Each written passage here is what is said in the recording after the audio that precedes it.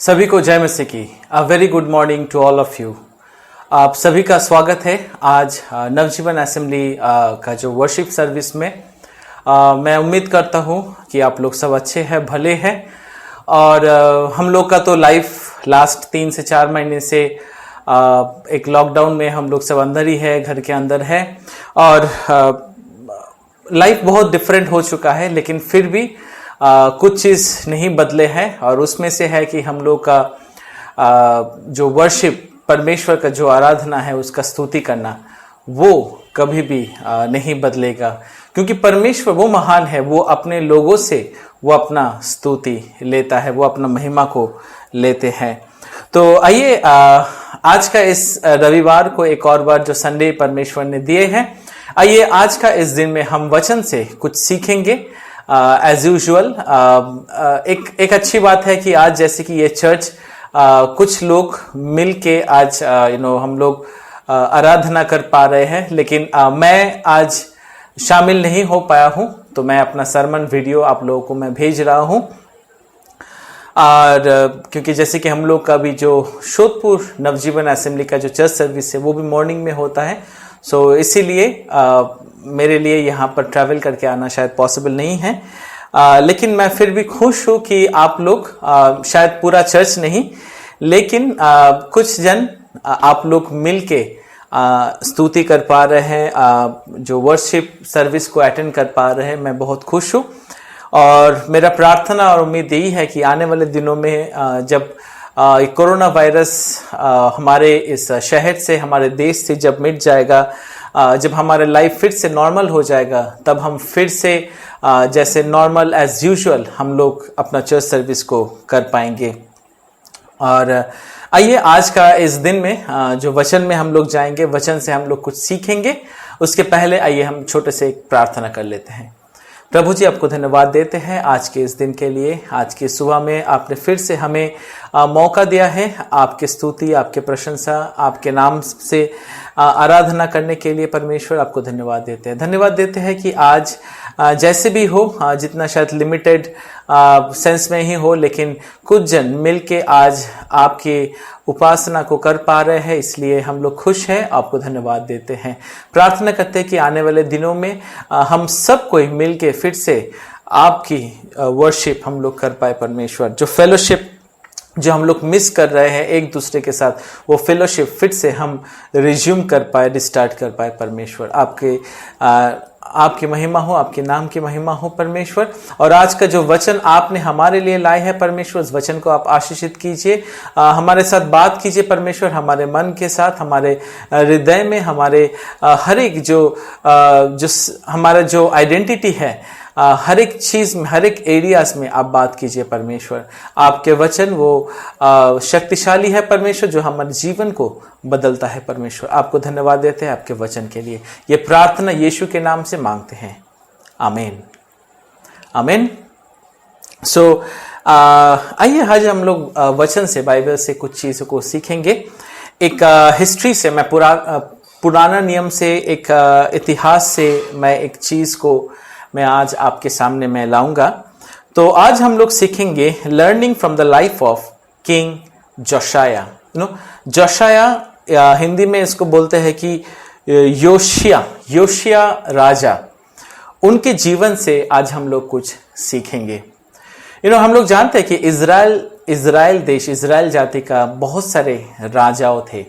जब शाऊल से शुरू हुआ था, शाऊल, फिर दाऊद, फिर सोलोमन, उसके बाद बहुत सारे राजा आए। फिर इजराइल जो देश है वो 2 भाग में बट गए, एक नॉर्दर्न किंगडम, एक साउदर्न किंगडम। फिर उसके बाद हम लोग अगर इतिहास को अगर हम लोग देखेंगे, बाइबल इतिहास को देखेंगे, तो ये जो जब वो किंगडम जब 2 भाग में बांट गए, जब वो डिवाइड हो गए, उसके बाद जब राजा लोगों ने आना शुरू किया, जितने भी राजाएं आए, एक पैरेलली नॉर्दर्न किंगडम का कुछ राजा थे, फिर साउदर्न किंगडम का बहुत सारे राजा थे। नॉर्दर्न किंगडम का नाम था इजराइल, साउदर्न किंगडम का नाम था जूडा।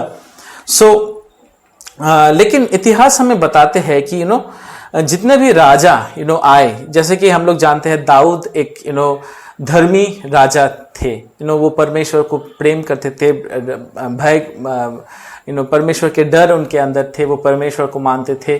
फिर सोलोमन भी एक अच्छा राजा थे। उनके लाइफ के अंत में बहुत सारे गड़बड़ हो गए, लेकिन वो भी एक परमेश्वर के एक विजडम एक ऐसे राजा थे जिनके पास बहुत सारे विजडम थे। लेकिन उसके बाद से सोलोमन के बाद से जितने भी राजा ने आए, सब उनके लाइफ में मैक्सिमम ऑफ देम उनका लाइफ सही नहीं था। बाइबल ऐसे कहता है कि वो राजाओं जितने लोग आए वो परमेश्वर के खिलाफ वो लोग काम करने शुरू किए। बहुत कम राजा हैं जिनके बारे में हम लोग कुछ अच्छा पाते हैं। आज हम लोग देखेंगे एक राजा थे जो 16th king, king Josiah was the 16th king of Judah. Okay, 16th king of Judah, not Israel. Okay, तो king Josiah was a good king, वो एक अच्छा राजा थे। वो परमेश्वर को भय करने वाले, परमेश्वर को मानने वाले ऐसे एक राजा थे, लेकिन वो बहुत यंग थे।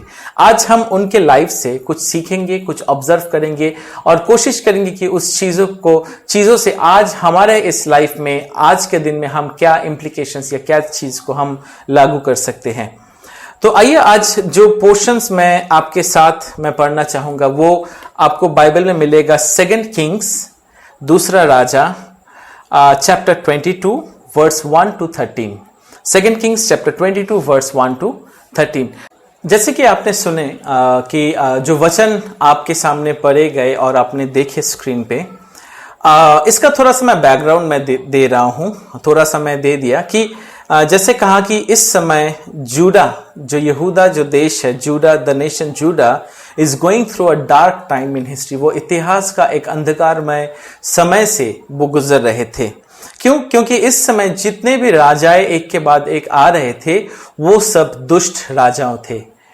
वो परमेश्वर के भय उनके अंदर नहीं थे। वो परमेश्वर के नजर में जितना भी बुरा काम है वही वो लोग करते थे। वो मूर्ति पूजा से शुरू करके और भी जितना भी और भी दूसरा काम है जो परमेश्वर के नजर में सही नहीं है, वो सारे काम वो लोग करने लगे थे। इजराइल के तुलना से जूडा बेटर थे, लेकिन फिर भी हम लोग देखेंगे कि Israel in the mean time, जब ये घटना घट रही है, in the mean time Israel already वो एग्जाइल में चली गई है।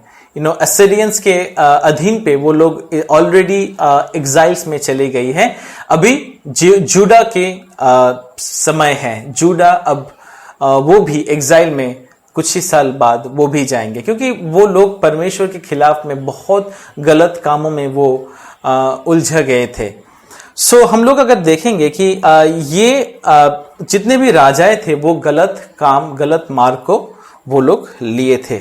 और इसके फलस्वरूप क्या हुआ, जब राजा लोग गलत मार्ग में चल रहे थे तो जो प्रजा थे, जो देश के जो लोग थे, वो लोग भी उस राजा को फॉलो करने लगे।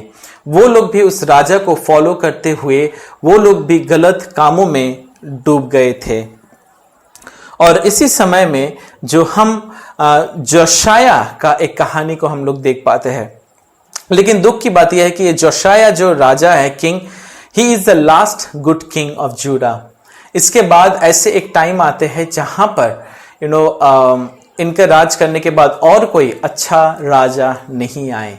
इसके बाद जितने भी राजाएं आए वो सब बुरे थे और एक टाइम में जूडा भी एग्जाइल्स में चले गए। परमेश्वर जूडा को भी सजा दिए और उसको बेबीलोन के अधीन पे वो उनको एग्जाइल में ले गए।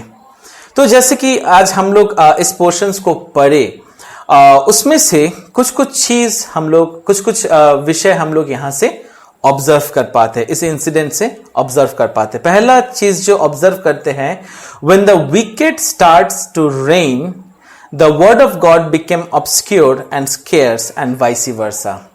इसका मतलब है कि जब दुष्ट लोग राज करना शुरू करते हैं, जब दुष्ट राजाओं ने राज्य करना शुरू किए, तब परमेश्वर के वचन, परमेश्वर की जो व्यवस्था थे वो खो गया था, वो कहीं पर गुम हो गया था, वो लोगों के नजर के सामने नहीं थे। इसका और वाइस वर्सा, मतलब इसका उल्टा एक्शन रिएक्शंस भी हम लोग यहाँ पर देख पाते हैं। जैसे कि हम लोग अगर देख पाते हैं कि जोशाया का जो उसका जो ग्रेट ग्रैंडफादर थे किंग हेजेकाया, वो अच्छे राजा थे, लेकिन उसके बाद जोशाया का जो ग्रैंडफादर मनासे और जोशाया का जो फादर पिता आमोन, ये दोनों ही दुष्ट राजा थे। लेकिन जब हम लोग देखते, जब वो लोग जब राज्य करने लगे थे, तो तब परमेश्वर के भवन में, उसके मंदिर में जो परमेश्वर के जो व्यवस्था थे, वो किसी के नजर के सामने नहीं आए। लोग व्यवस्था को भूल गए थे, लोग परमेश्वर को भूल गए थे। क्यों? क्योंकि वो एक टाइम था, एक फेज था जहां पर दुष्ट राजाओं ने राज्य करना शुरू किए थे। Wicked started reigning in time of the history। और इसका उल्टा भी है कि जब जब परमेश्वर के वचन जब वो गुम हो जाते हैं लाइफ से, तो तब दुष्टता दिखाई देती है। तो यहां पर देखते हैं कि उस समय जब दुष्ट राजाओं थे, no one bothered about the law of the lord. वो हिडन था, वो परमेश्वर के भवन में, मंदिर में कहीं पर वो छिप गया था, वो कहीं पर गुम हो गया था, और किसी को भी इसके बारे में पता नहीं था। क्योंकि यहां पर आपने जब स्टोरी को सुने, यहां पर आपको मालूम चला कि योशाया ने जब मंदिर में मंत्री को भेजा, वहां पर कुछ काम कर रिस्पॉन्सिबिलिटी देकर भेजा, तो वहां पर जो महायाजक है हिल्किया, उनको परमेश्वर के व्यवस्था पुस्तक मिला। हो सकता है कि ये जो पेंटाट्यूक है, जो पहला जो 5 किताब है, वो हो सकता है, या नहीं तो ये जो ड्यूट्रोनॉमी है, सिर्फ जो व्यवस्था विवरण है, वो पुस्तक, वो किताब वहां पर हो सकते हैं। लेकिन परमेश्वर की जो व्यवस्था है वो वहां पर महायाजक को मिला। जब महायाजक ने उस पुस्तक को राजा के पास लेकर आए, तब जाकर राजा को और सबको मालूम चला कि अरे ये तो परमेश्वर की व्यवस्था पुस्तक है। ये कहीं पर मंदिर में ही, परमेश्वर के भवन में वो कहीं पर था और किसी को भी मालूम नहीं था।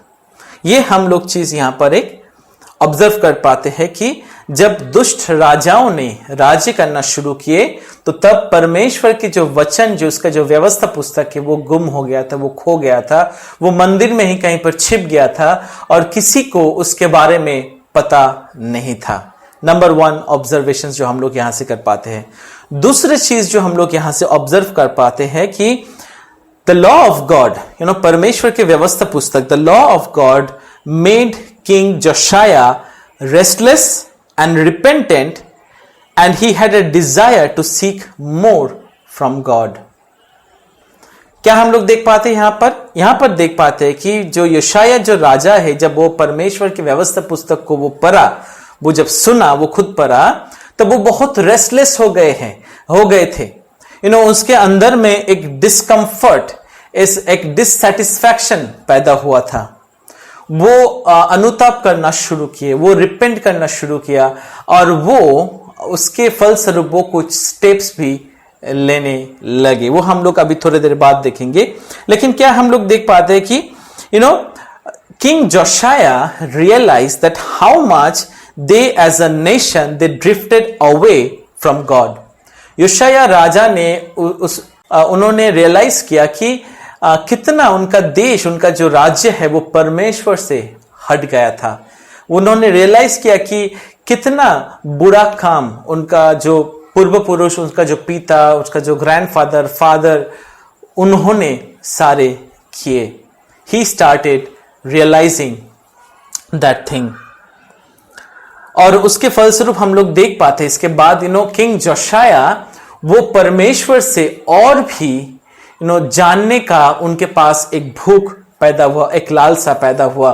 उन्होंने इसीलिए हिल्किया जो महायाजक को भेजा एक प्रॉफिटिस के पास, हुल्दा नाम का जो एक प्रॉफिटिस थे, उनके पास भेजा, और ये पूछने के लिए कि प्लीज पता लगाओ कि परमेश्वर हमसे और मुझसे वो क्या चाहते हैं। परमेश्वर हमसे क्या चाहते हैं, मैं जानना चाहता हूं, मुझे वो जानना है। क्योंकि मैं जब इस व्यवस्था पुस्तक को मैं पढ़ रहा हूं, मुझे ऐसे लग रहा है कि हम ऐसे काम नहीं किए हैं, हम परमेश्वर के खिलाफ में काम किए हैं। मेरे पिता, उनका जो पिता है, सब राजाओं ने परमेश्वर के खिलाफ काम किए हैं। तो जोशाया राजा ने वो बहुत रेस्टलेस हो गए थे और वो परमेश्वर से अधिक जानने का एक लालसा और एक भूख उनके अंदर पैदा हुआ।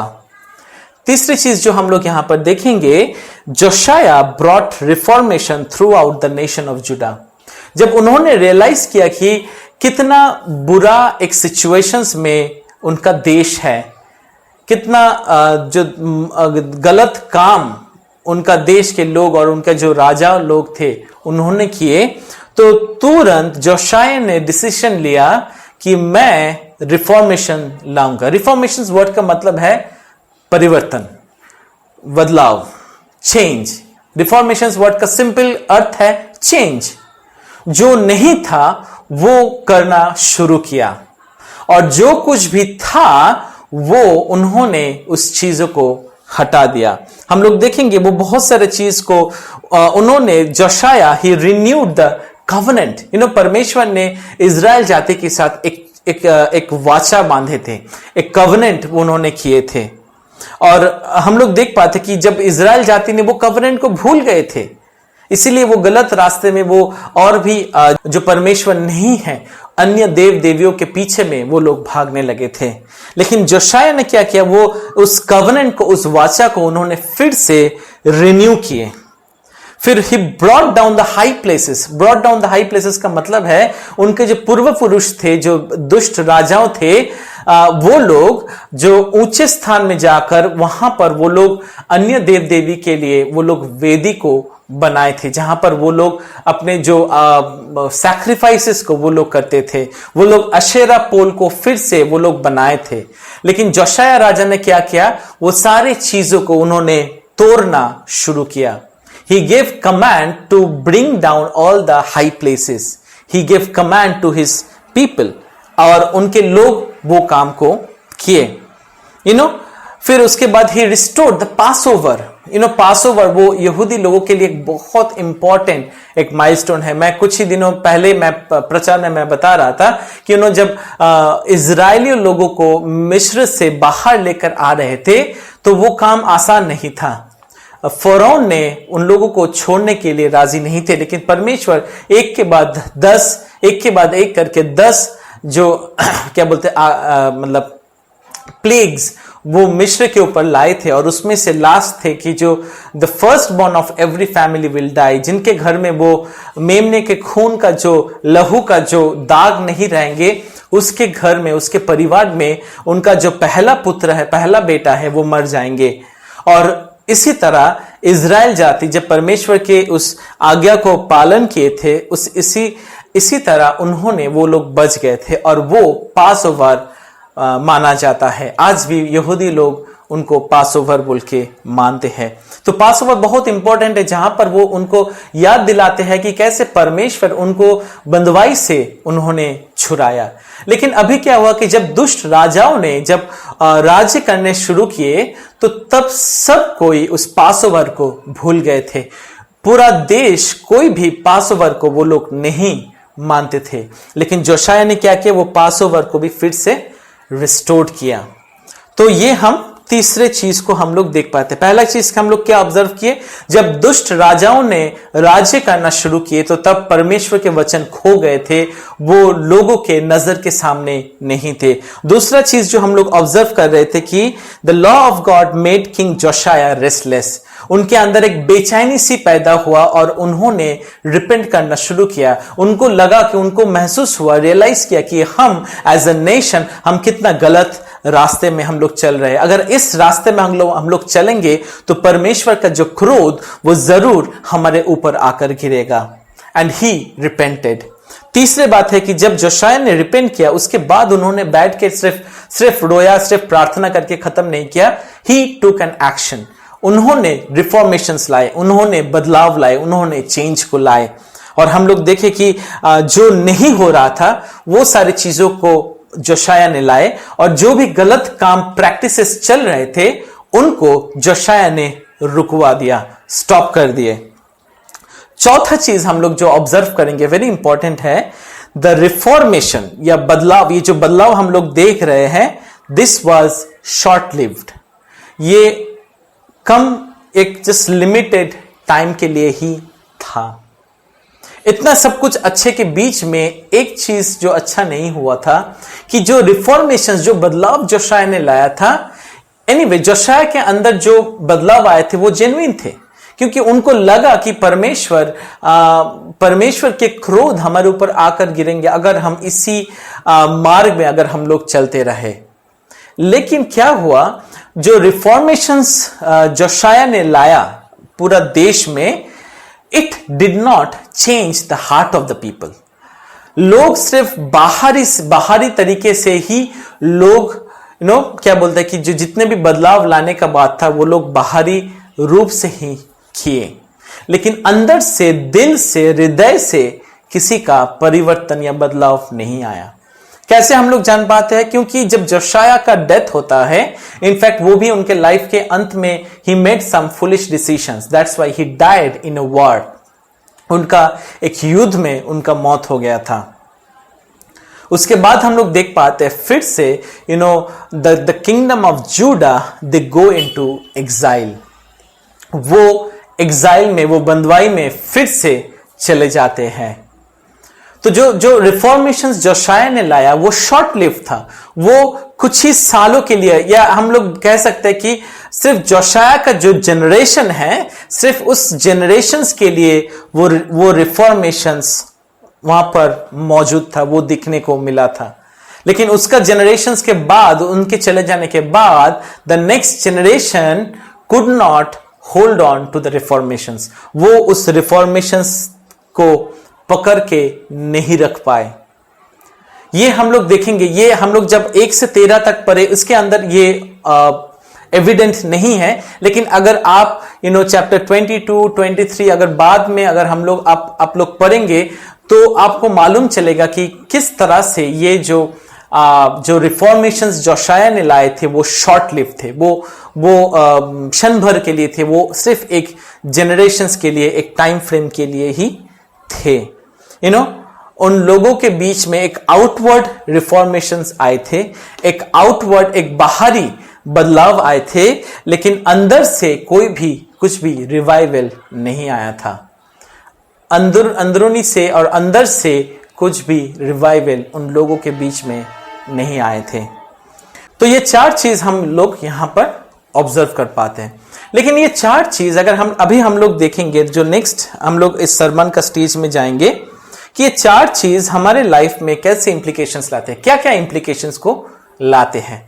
चलिए हम लोग देखते हैं। 4 पॉइंट्स मैं शेयर करूंगा और ये 4 पॉइंट्स शेयर करके मैं खत्म करूंगा कि आज के दिन में, इस वर्तमान काल में, वर्तमान टाइम में, ये जो स्टोरी, ये जो कहानी, ये जो इतिहास का जो घटना है, ये हमारे लाइफ में क्या इंप्लीकेशंस या क्या एप्लीकेशंस को लाते हैं। नंबर 1 मैं ये कहना चाहूंगा, if the word of God becomes scarce in our individual life और आवर फैमिली और even in the church, wickedness will slowly start creeping into।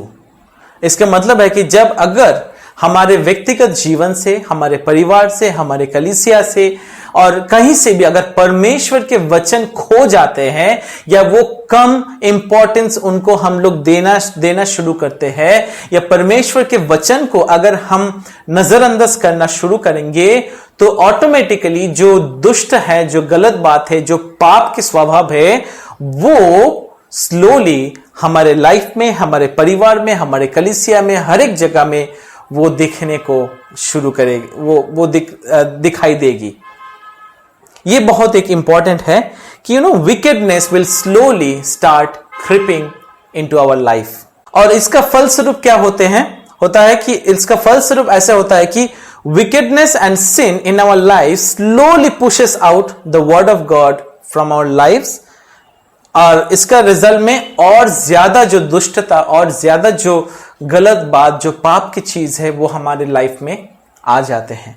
तो देखिए कैसे होता है कि ये एक साइकिल जैसा है, एक साइकिल में ऐसे घूमने का एक ऐसे दिखाई देता है कि जब दुष्टता राज करना शुरू करते हैं तो दुष्ट लोग या दुष्ट हमारे जो स्वभाव है, जो पाप का स्वभाव है, वो परमेश्वर के वचन को स्लोली साइड कर देते हैं। हमारे लाइफ से वो स्लोली लेस इंपॉर्टेंट पाना शुरू होता है। और जितना परमेश्वर के वचन लेस इंपॉर्टेंट होना शुरू करेंगे हमारे लाइफ में, उतना ही ज्यादा पाप और दुष्टता और गलत चीजें हमारे लाइफ में वो दिखाई देना शुरू कर जाएंगी। ये एक पहले इंप्लीकेशंस जो हम इस स्टोरी से, इस कहानी से, इस इतिहास की घटना से हम लोग देख पाते हैं। ये एक प्रिंसिपल है। प्रिंसिपल क्या हम लोग देखें कि अगर हमारे जीवन से परमेश्वर के वचन घट जाते हैं, ये कम हो जाते हैं, तो हमारे जीवन में पाप दिखाई देना शुरू कर देगा। हमारा जीवन को जो मोरल डिग्रेडेशंस है वो दिखाई देना शुरू कर देगा। हम नैतिक रूप से हम नीचे की तरफ हम लोग जाने लगेंगे। परमेश्वर के विरोध में हम लोग काम करना शुरू कर देंगे। हमारे लाइफ में अगर आप ऑब्जर्व करेंगे कि आपके लाइफ में, हमारे लाइफ में अगर परमेश्वर के वचन कम हो जाते हैं, तो आपके जीवन से जो शांति है वो भी कम हो जाते हैं। जो परिवार में जो शांति है वो भी कम होते जाते हैं।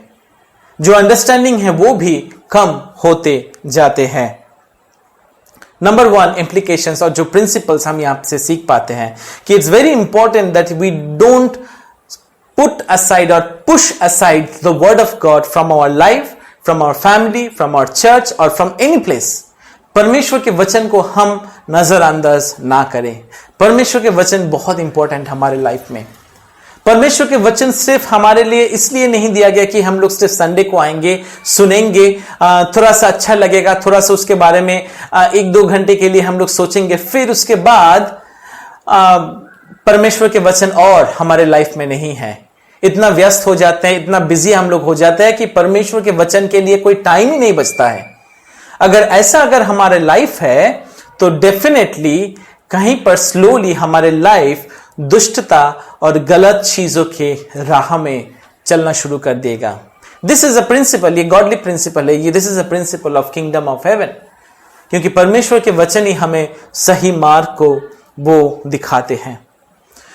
दूसरी बात जो हम लोग यहां पर जो इंप्लीकेशंस देख पाते हैं, जो प्रिंसिपल्स हम लोग यहां से सीख पाते हैं, while living in a godless generations, जब हम एक गॉडलेस जनरेशंस में हम लोग जीते हैं, ऐसे एक जनरेशंस में जीते जहां पर परमेश्वर के लिए कोई रिगार्ड नहीं है, जो परमेश्वर के जगह में लोग बहुत सारे चीजों को एस्टैब्लिश कर चुके हैं, बहुत सारे चीजों को वो खुद को, अपने एजुकेशन को, पैसे को, धन को, जो संपत्ति को वो लोग परमेश्वर मानना शुरू कर दिए हैं।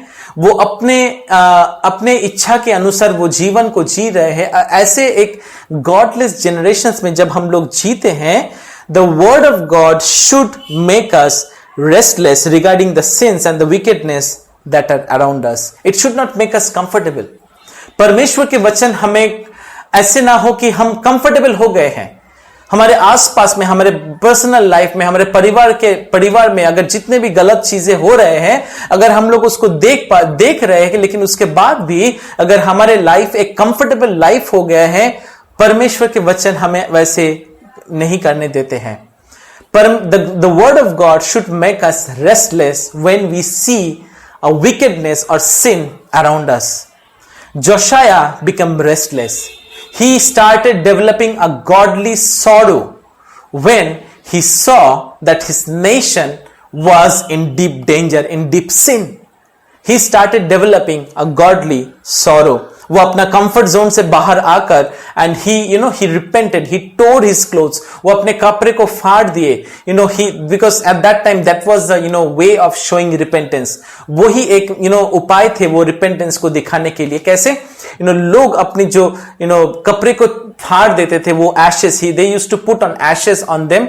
This was the way they used to show their sadness and their repentance, their sorrow, their godly sorrow. अगर कोई पाप करते थे तो वो लोग वैसे ही वो लोग दिखाते थे।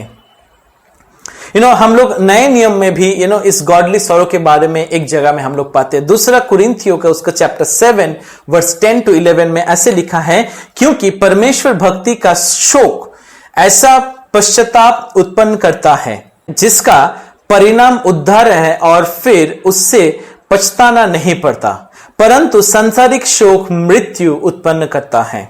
अतः देखो इसी बात से कि तुम्हें परमेश्वर भक्ति का शौक हुआ, तुम में कितना उत्साह और प्रत्युत्तर और रेस और भय और लालसा और धुन और दंड देने का विचार उत्पन्न हुआ।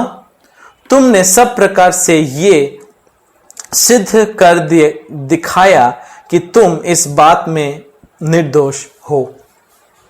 यहां पर पौलुस ने भी उस यहां पर हिंदी में लिखा है कि परमेश्वर भक्ति का शोक, गॉडली सॉरो, ऐसे एक दुख, ऐसे एक शोक जो परमेश्वर की ओर से आते हैं। ये शोक क्यों आते हैं? जब हम अपने लाइफ में हमारे चारों ओर जब पाप को देखते हैं, then God wants us to have godly sorrows। हम ऐसे देख पाते, दाऊद के जीवन में हम लोग बहुत बार देख पाते, बहुत सारे साम्स में, बहुत सारे भजन संहिता में दाऊद ने ऐसे लिखा कि वो अपना शोक को उन्होंने एक्सप्रेस किए। और ये शोक उन्होंने एक्सप्रेस किया जब उन्होंने महसूस किया कि हम परमेश्वर के विरोध में कैसे कितना पाप किए हैं। And there was a godly sorrow and there was a godly repentance। और पौलुस ने भी इसी godly sorrow के बारे में कोरिन्थियों लोगों को उन्होंने सिखाया, क्योंकि पहला कोरिन्थियों का जो चिट्ठी है उसमें उन्होंने उनको बहुत रिब्यूक किया। उनके अंदर बहुत सारे गिफ्ट्स भरे पूरे थे, लेकिन उसके अंदर प्रेम नहीं था। और उन्होंने उनको डांटा, उनको रिब्यूक किया, करेक्ट किया, डिसिप्लिन किया। और फिर जब उन लोगों के अंदर जब बदलाव आना शुरू किया, and they were feeling a very godly sorrow. और यहां पर पौलुस ने he is encouraging them, he is telling them कि जो गॉडली सॉरो, जो परमेश्वर भक्ति का शौक जो तुम्हारे अंदर पैदा हुआ है, दिस इज गुड, क्योंकि ये गॉडली सॉरो ही हमें उद्धार की ओर ले जाते हैं। ये गॉडली सॉरो ही हमें पश्चाताप की ओर ले जाते हैं। The godly sorrow takes us towards repentance and reconciliation। और इसी के बारे में यहां पर पौलुस ने भी हमें सिखाए हैं। जैसे कि पवित्र आत्मा का काम ही है कि the one function of the Holy Spirit is to comfort the afflicted and afflict the comfortable। ये बात मुझे बहुत अच्छा लगा। पवित्र आत्मा का काम है टू कंफर्ट द एफ्लिक्टेड। जो लोग को बहुत चोट लगा है, जो लोग हर्ट हुए हैं, उनको वो कंफर्ट देते हैं। लेकिन जो कंफर्टेबल है उनको वो अफ्लिक्ट करता है, उनको वो चूकता है, उनको वो एक दर्द सा महसूस होने के लिए मजबूर करता है कि मैं कैसे कंफर्टेबल रह सकता हूं जब मेरे चारों ओर, मेरे ही अंदर जब सारी चीज सही नहीं है, जब मैं परमेश्वर के राह में मैं नहीं चल पा रहा हूं, मेरे परिवार में, मेरे परिवार के जो सदस्य लोगों में से के अंदर कुछ पाप सा स्वभाव है, मैं कैसे कंफर्टेबल रह सकता हूं। तो ये चीज हम लोग यहां पर देख पाते हैं परमेश्वर की। लेकिन कभी कभार जस्ट मैं एक डिस्टिंक्शन देना चाहता हूं, ये गॉडली सॉरो ऐसे नहीं है कि कभी कभार हम लोग देख पाते हैं कि people often become discomfort and restless when things doesn't go according on their way to their way. Okay, बहुत सारे ऐसे टाइम में होता है कि जब हम संस्थाओं में या कुछ ऑफिसेस में बहुत बड़े बड़े कंपनीज में हम लोग देख पाते हैं कि there is a person who becomes very restless. वो गुस्से हो जाते हैं, वो चाहते हैं कि वो अपना दुख को दिखाते हैं, और वो कहता है कि मेरे हिसाब के अनुसार चीज नहीं जब होता है तो वो लोग they start expressing there discomfort. लेकिन परमेश्वर के वचन उस टाइप का डिस्कम्फर्ट के बात यहां पर नहीं बोल रहे हैं। परमेश्वर ऐसे नहीं बोल रहा है कि when things doesn't go according to your way, show discomfort, show a sorrow, and that is called godly sorrow. No, ये इसको परमेश्वर गॉडली सॉरो नहीं कह रहा है। परमेश्वर गॉडली सॉरो इसको कह रहा है कि जब हम अपने पाप को देख पाते, जब हमारे खुद के जीवन में, परिवार में, कलीसिया में, संप्रदाय में, कम्युनिटी में जब हम लोग पाप को देख पाते हैं, और वो जब हमारे अंदर एक डिस्कम्फर्ट, एक बेचैनी, एक सैडनेस जब पैदा करते हैं, उसको परमेश्वर यहां पर गॉडली सॉरोस बोल के उसको नाम दिया है। तो ये बहुत इंपॉर्टेंट है। तो क्वेश्चंस हमारे लिए सवाल ये है, the Bible is asking us questions. The question is that do we feel disturbed, restless, discomfort when we see evil and wickedness growing around us? क्या हम उसको महसूस कर पाते हैं? Are we moved by the evil and injustice? जब अब हम इस दुनिया में गलत चीज, मंदता, दुष्टता और जब अन्याय को देखते हैं, क्या हम शोक करते हैं? क्या हम are we moved by those things? और are we comfortable in our own state, या फिर आप और मैं, हम लोग अपने ही जगह में हम कंफर्टेबल हैं? The word of God is asking us this question. ये मेरा सवाल नहीं है, ये मैं आपको नहीं पूछ रहा हूं, लेकिन परमेश्वर के वचन हम सबको ये पूछ रहे हैं. तीसरा चीज जो इंप्लीकेशंस जो हम अपने लिए देख पाते हैं, God calls us to take a step of faith and take actions when we realize that the holy discomfort in our hearts. जब हम इस holy the godly sorrow को जब हम महसूस कर पाते हैं, God wants us to take some action. Even James talks about faith without deed is dead. अगर कार्य विहीन जो विश्वास है वो dead faith है. इसीलिए जब if we realize कि कुछ सही नहीं है, then we must take some action. जैसे कि जोशाया ने रियलाइज किया कि the sins of his forefathers and the nations, उसके बाद उन्होंने क्या किया? He tore his clothes, he showed his repentance, और उसके बाद उन्होंने तुरंत रिफॉर्मेशंस लाने का आदेश दिया. उन्होंने बोला कि I want to bring reformations in this place, और उन्होंने बहुत सारा बदलाव को लाना शुरू किए. So the question for us is कि क्या हम steps लेते हैं? God is not calling us to be responsible for things जो हमारे कंट्रोल में नहीं है. Yes, we must, जब हम अपने शहर में, अपने देश में जब हम पाप को देख पाते हैं, एक बेचैनी सी होना बहुत जरूरी है. एंड हम उस बेचैनी को हम लोग कैसे एक्सप्रेस करते हैं? We fast and pray. हम लोग प्रार्थना करते हैं, हम परमेश्वर से गुहार लगाते हैं, हम परमेश्वर से माफी मांगते हैं. Yes, these are all very good, but परमेश्वर उससे भी ज्यादा हम लोग चाहते हैं कि हम अपने स्फीयर ऑफ इन्फ्लुएंस में हम इसका जिम्मेदारी को ले. जहां पर मेरा इन्फ्लुएंस है, एटलीस्ट उस क्षेत्र में इस चीज का जिम्मेदारी हम ले. I as an individual can not go and change my whole country, but I as an individual surely can do something to change my inner life. I as an individual can surely do something to bring a change in my family. मैं as एक individual होकर मैं खुद के life में और मैं अपने परिवार के लाइफ में और मैं अपने कलीसिया में और कहीं पर भी थोड़ा जो मेरे नियंत्रण में है, जो मेरे एरिया ऑफ इन्फ्लुएंस में है, उस जगह में तो मैं कुछ स्टेप्स तो मैं जरूर ला सकता हूं. But the question is that what steps do we take when we realize that something is not right with us, something is not right with our family, something is not right with the church, or something is not right with the community, or even something is not right with our nation? What steps do we take? परमेश्वर के वचन हमें इस सवाल को हमें पूछते हैं. And God calls us to take a step of faith and take an action when we realize the holy discomfort in our hearts. हमें कुछ स्टेप्स लेना चाहिए. चौथा चीज जो हम implications के नाते हम लोग देख पाते हैं, the external changes and reformations are good, but more important is the inner revival. चौथा चीज हम लोग क्या देखे थे जोशाया के केस में, किंग जोशाया के जो इस इतिहास की घटना से, the reformation was short lived. वो ज्यादा दिन तक वो लंबा, वो एक परमानेंट रिवाइवल या रिफॉर्मेशंस नहीं थे. वो सिर्फ उसके जनरेशंस में ही वो सीमित थे, और उसके बाद जब राजा भी गया, उसके बाद वो रिफॉर्मेशंस भी फिर से गया, लोग फिर से वो बंदवाई में वो चले गए. हम लोग भी देख पाते हैं कि जब हम लोग अपने लाइफ में जब हम गलत चीजों को हम लोग रियलाइज करते हैं, we start bringing some change. लेकिन ऐसे ना हो कि वो चेंजेस सिर्फ बाहरी चेंज हो, लेकिन अंदर का जो लाइफ का हार्ट का चेंज ना हो, तो वो चेंज ज्यादा देर तक नहीं रहेगा.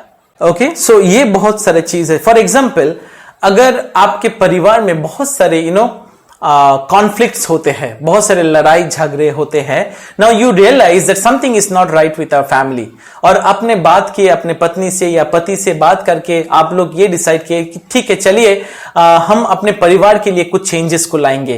We will follow some rules of communications. Okay, we will make some principles for our family. ठीक है, हम लोग कुछ प्रिंसिपल्स को बनाएंगे और हम सबको उस प्रिंसिपल्स को हम लोग फॉलो करेंगे. Now these are very good. if you make some principles and some guidelines, some accountability in your family, some communications को आप लोग ठीक करना चाहते हैं, ये बहुत अच्छा है। लेकिन अगर आप ये सब कुछ चीजों को ठीक करें, लेकिन अगर हार्ट, आपका हृदय अगर एक दूसरे के प्रति वो सही नहीं है, अगर आप उस क्षेत्र में अगर आप काम नहीं कर रहे हैं, तो आप जो चेंजेस को लाएंगे वो क्षण भर के लिए होगा, वो टेम्परेरी होगा, वो ज्यादा देर तक नहीं भी टिक सकते हैं। हमें बाहरी चेंजेस के साथ साथ उससे भी ज्यादा इंपॉर्टेंट है हमारे अंदर जीवन का, हृदय का जो रिवाइवल है।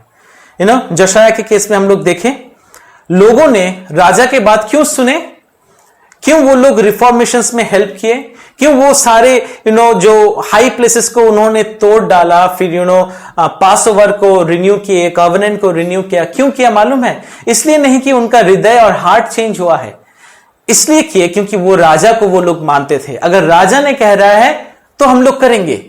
लेकिन जब राजा चला गया, उसके बाद जब दुष्ट राजा फिर से आने लगे, तो फिर लोग तो उसी राजा को फिर सुनना शुरू किया, है ना। कभी कभार हम लोग भी ऐसे करते हैं कि जब पासवान, हमारे कलीसिया का जो पासवान लोग हैं, जब हमारे लाइफ के ऊपर जब वो लोग कुछ कहते हैं, कुछ सिखाते हैं, कुछ मेंटरिंग करते हैं, कुछ स्पिरिचुअल गाइडेंस देते हैं, हम इसीलिए करते हैं क्योंकि हम सोचते कि अरे हमारे कलीसिया का पासवान ने कहा है, चलो इसको तो करना ही पड़ेगा। लेकिन हम अंदर से बहुत कम ही इस बारे में सोच पाते हैं। इसीलिए वो जो चेंज हम लोग लाते हैं, जो हमारे पासवान के बातों को सुन के जो चेंज को लाते हैं, वो क्षण भर के लिए होता है, वो टेम्परेरी होता है, वो ज्यादा देर तक वो टिकता नहीं है। फिर से घूम फिर के वही सेम प्रॉब्लम्स में हम लोग गिर जाते हैं। हम अपने जो पासवान है, जो लीडर है, जो किंग है, उसको फॉलो करना बहुत अच्छा बात है, उनके बात को, उनको रिस्पेक्ट करना बहुत अच्छी बात है। अगर वो कुछ अच्छे काम को करने के लिए बोल रहे हैं, वो कुछ रिफॉर्मेशंस को ला रहा है, कुछ बदलाव को ला रहा है, उसको फॉलो करना बहुत अच्छा है। लेकिन उससे भी ज्यादा इंपॉर्टेंट है to change our inner hearts. अगर उस जगह में चेंजेस ना आए, तो जितना भी हम बाहरी बदलाव को क्यों ना लाए, वो ज्यादा दिन तक वो टिकेगा नहीं। So my friends, my dear church members, just इस चीज से मैं भी बहुत कुछ मैं सीखा from the incident, from the life of king Josiah. We see a change in his life, और वो उनके अंदर में परमेश्वर के भय और भक्ति थे। He was a good king. और फिर हम इस चार बातों को हम लोग देख पाते हैं। जैसे कि पहले बात को हम लोग देखें, अगर हमारे जीवन से जो चार एप्लीकेशंस है, क्या क्या हम लोग देखें। अगर हम अपने लाइफ से अगर परमेश्वर के वचन कम हो जाते हैं, अगर वो स्केर्स हो जाते हैं, तो देन हमारे जीवन में जो दुष्टता है वो ज्यादा दिखाई देना शुरू कर देते हैं। दूसरी बात जब हम लोग देखें, when we are living in a godless generations, the word of God should make us restless. हमारे अंदर एक गॉडली सॉरो पैदा होना चाहिए। अगर हम कंफर्टेबल है तो हम सही रास्ते पे नहीं है। अगर हम सब कुछ देखते हुए, जानते हुए भी अगर हम कंफर्टेबल है, तो हमारे अंदर पवित्र आत्मा काम नहीं कर रहा है। वो जो बोल रहा है, इधर हम लोग सुन नहीं पा रहे हैं, या उनके साथ मेरा रिश्ता नहीं है, इसीलिए वो कुछ बात भी नहीं कह रहा है। तीसरी बात हम लोग जो देखें, God calls us to take a step of faith or an action when we realize this godly sorrow. जब हम अपने लाइफ के अंदर जब इस godly sorrow को हम लोग पहचानते हैं, जब देख पाते हैं, He is asking us to take some actions. भले ही हम अपने बड़े बड़े एक्शंस ना भी ले सकते, लेकिन छोटे छोटे एक्शंस जो हमारे लाइफ के, इंडिविजुअल लाइफ के साथ जुड़े हुए हैं, we should take some actions to bring some changes, some badlav, to bring changes and revival and reformations in our life. चौथी बात यह है कि external changes and reformations are good, but more important is an internal change.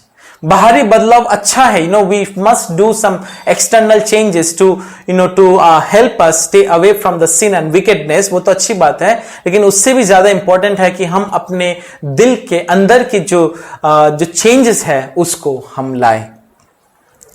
मेरा प्रार्थना यही है कि परमेश्वर हम सबको उसके वचन के ओर हमें ले जाए। परमेश्वर के वचन हमारे लाइफ में सेकेंडरी ना हो जाए, लेकिन वो प्राइमरी रहे। परमेश्वर के वचन सिर्फ संडेस को नहीं, लेकिन हर दिन हमारे लाइफ को वो लीड करे। परमेश्वर आप सबको आशीषित करे, आप लोग भले रहिए, चंगे रहिए, और आपके लिए हम लोग प्रार्थना करते रहते हैं, और परमेश्वर आप सभी को आशीषित करे। जय मसीह।